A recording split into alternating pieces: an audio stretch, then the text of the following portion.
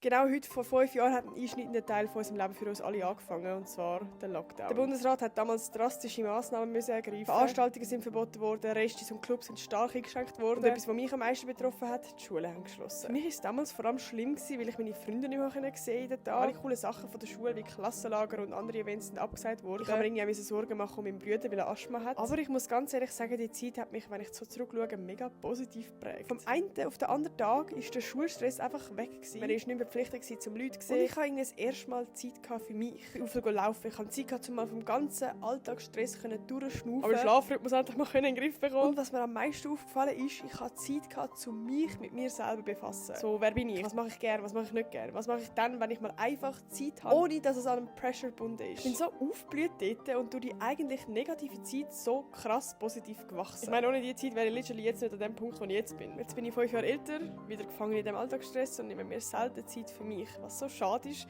und was uns alle dann vermutlich ein kleines Stückchen Stress würde nehmen. Ja, vielleicht sollten wir uns manchmal in diesem hektischen Alltag kurz an die Zeit zurückerinnern und uns aktiv Zeit für uns nehmen. Weil